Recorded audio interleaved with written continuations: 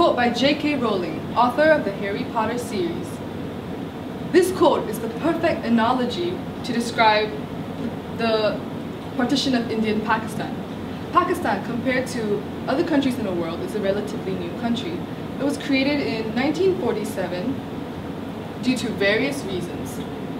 In order for us to understand the most important reason for the creation of Pakistan, we must rewind back into the past. First of all, there are many claims that the main reason for the creation of Pakistan was due to racial discrimination that existed before around the time of the partition. Indeed, the Hindus had a much more longer history residing in the subcontinent than the Muslims. Also, the Hindu population is unquestionably larger than the Muslim population. It is true that the Hindus and Muslims lived together in harmony before Britain's interference in the subcontinent. However, with that being said, the Muslims were not respected by the Hindus.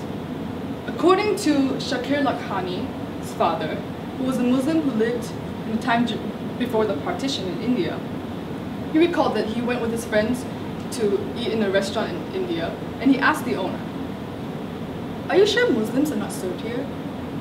And the owner replied, "Muslims and dogs are not served here." In geography textbooks, during the time when India was colonized by Britain, they mentioned that present-day Pakistan and Bangladesh's climates have lands unsuitable for industrialization because they're mostly Muslim majority areas. In 1976, Shakir Lakhani, prior to working as a journalist, was supplying fuel oil in ships at the Karachi port. At that port, he would come across people of many ethnicities and backgrounds. And there were Muslim officers and engineers at that port, but except those of India. And so one day he asked a Parsi engineer on an Indian ship, "How is it that on your ships there are Christians, Sikhs, Hindus, Parsis, and no Muslims?"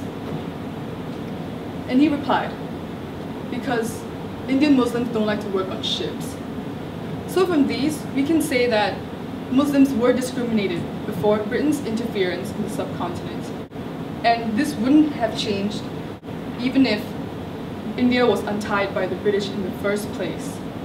There are also claims from the other side stating that it was Britain's involvement that led to the creation of Pakistan. In the beginning of the 20th century, British ethnologists argued that ethnic affiliation rather than the caste system should be the predominant divider of the Indian society. And indeed, that happened. Britain witnessed the growing politicization in India and the growth of the Indian National Congress, which is a political party mainly comprised of Hindus. And Britain feared that this would be the downfall of British India.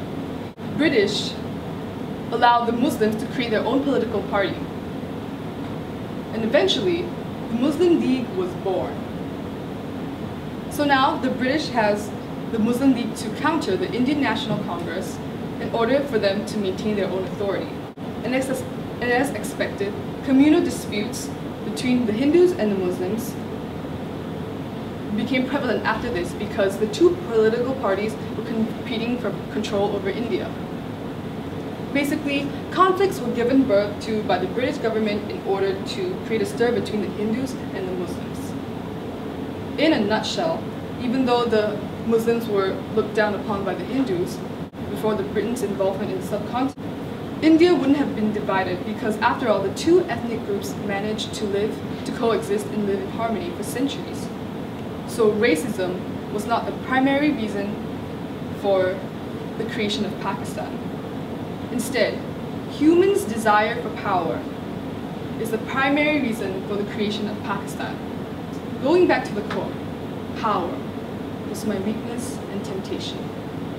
It started with the British wanting to maintain their own authority, even though they knew that their influence over the subcontinent would eventually decline. But they made those decisions anyway. Instead of using diplomatic methods, the Hindus and the Muslims vied for control over India. Therefore, lust for power is mankind's weakness, and temptation, which led to the inevitable creation of Pakistan. Thank you for listening.